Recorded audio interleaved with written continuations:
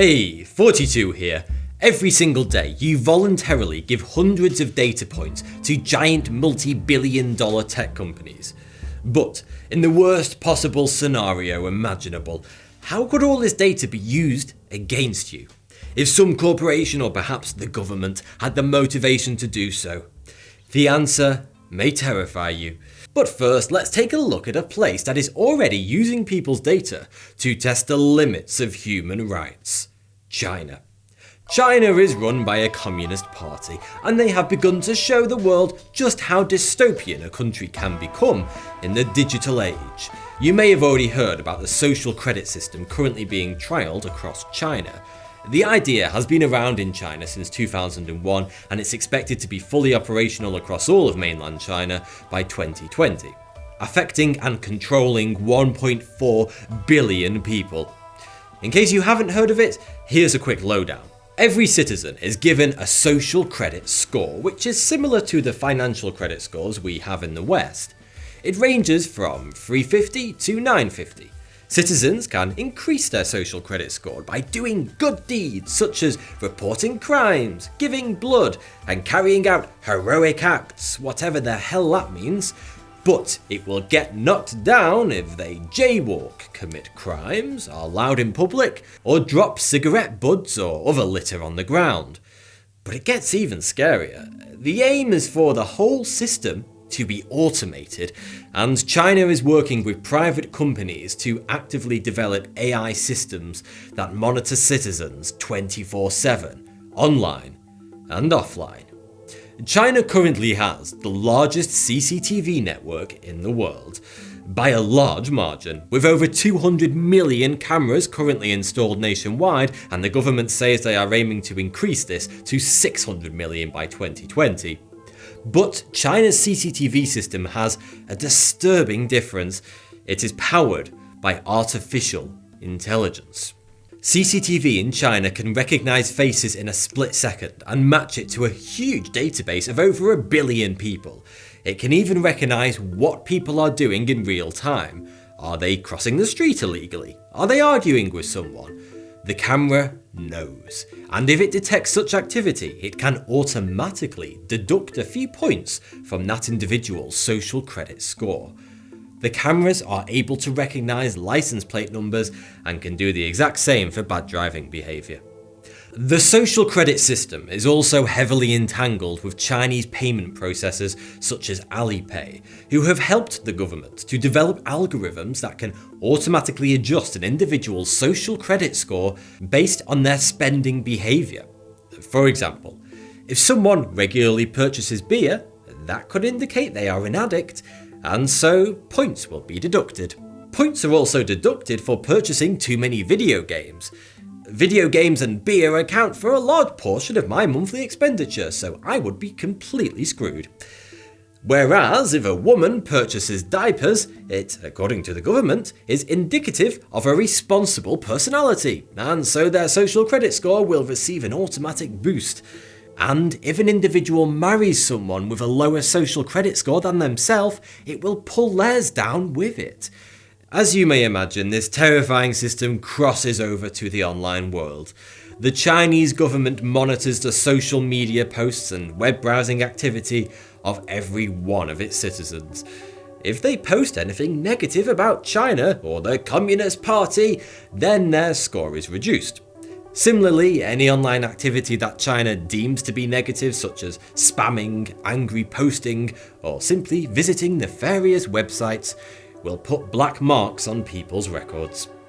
People with low social credit ratings are named and shamed in public. Large digital billboards in shopping malls and train stations show the faces, names, and addresses of local residents with the lowest scores.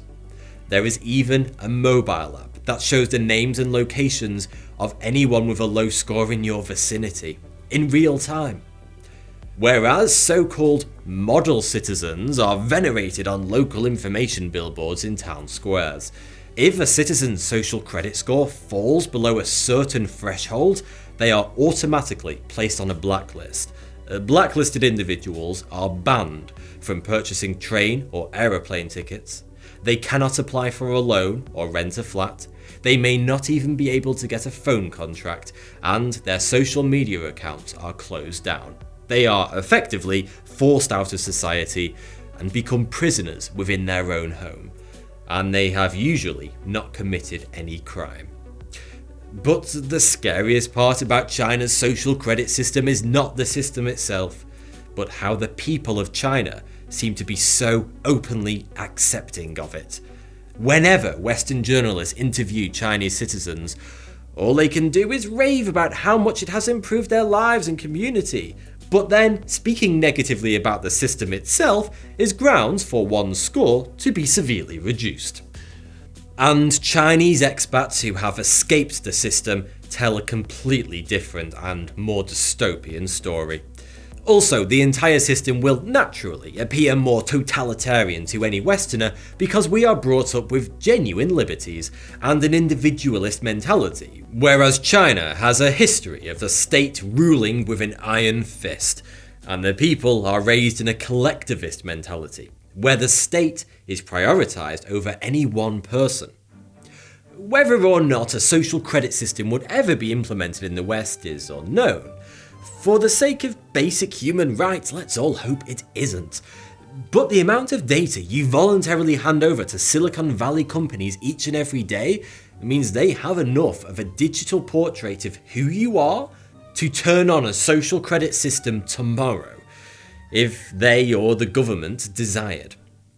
Google knows your movements, what you search for, and what kind of videos you like to watch. Facebook knows who your friends and family are, the websites you visit, your likes and dislikes, your hopes and fears. Google, Apple or Facebook knows your exact spending habits depending on whether or not you have linked your bank card to any of their services. And this is just scratching the surface. Using complex AI-driven algorithms, these companies are able to data mine facts about you that you may not even know about yourself. They can predict when women are pregnant based on their recent purchases, sometimes before the mother knows. They can predict where you are going on holiday before you even think about booking it. But, of course, China differs ideologically from the West. China uses all this personal data to give the state greater control over the people, whereas the US and most of Europe uses that very same data to sell people products, which I guess is slightly better than putting people in the world's largest open-air prison, as some journalists have equated China with recently. You may have noticed how so-called personalised ads follow you around the web. If you watch a video on YouTube about the latest smartphone, you'll be bombarded with ads about that phone for the next week. Today, ads can get creepily specific. Advertisers can choose to target overweight female cat owners who live on a particular street, are aged between 50 and 54, and have a secret crush on Phil Collins, if they want to. All because of the data that those targets freely gave to companies such as Facebook, Google, and Apple. But, believe it or not, this is only the tip of the iceberg. Over the next decades, advertising is going to become more targeted towards you and more seamlessly integrated throughout your daily life. It will get to the point where you won't know what is and is not an advertisement. As you walk through town on your way to work, screens in shop windows will show you advertisements that only you can see. Everyone else around you will see something completely different on the same screen, personalized for them only. If you ate brand X cereal that morning, then the advertisement will know that and suggest that tomorrow you try brand Y cereal instead. Furthermore, your smartwatch will pick up on subtle biometric clues to learn how you felt about that advert, whether you responded to it positively or negatively. This information will be automatically and silently relayed to big tech, so they know whether or not to show you that advert or similar adverts again in the future. Adverts will no longer be about what you want and desire, but they will be based on your emotions and how you feel from day to day, from minute to minute. Your wearable smart tech will likely be able to tell when you're having a good day and when you're feeling a bit down in the dumps. Your mood will affect the advertising you receive in real time. If you're feeling upbeat and outgoing, you may receive adverts for local theatre shows. But if you're in no mood to go out that evening, you'll more likely receive ads for a new film you can rent on your smart TV. Perhaps right next to another ad for the local pizza takeout.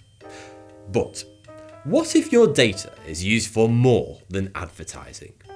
What could a dystopian political system do with all that data to make your life utterly miserable?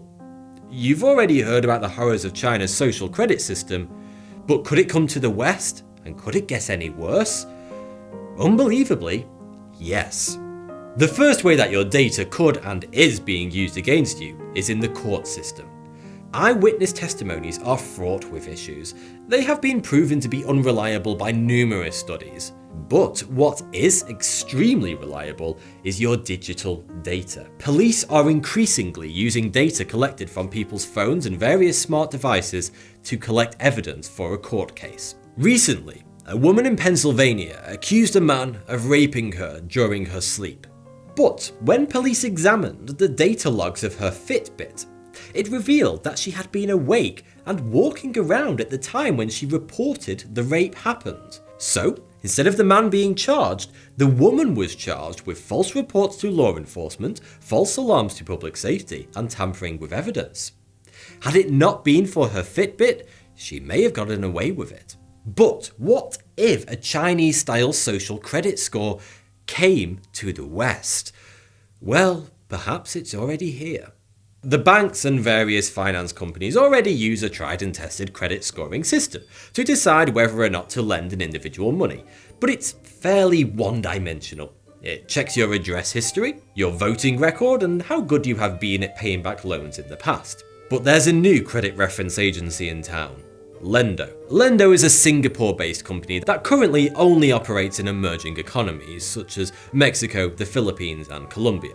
But it's testing the waters for profitability, but if it is a more profitable model than the traditional credit score industries, then it will be difficult to stop it from entering the US and European markets. Instead of looking at your borrowing history, Lendo analyzes your social circle.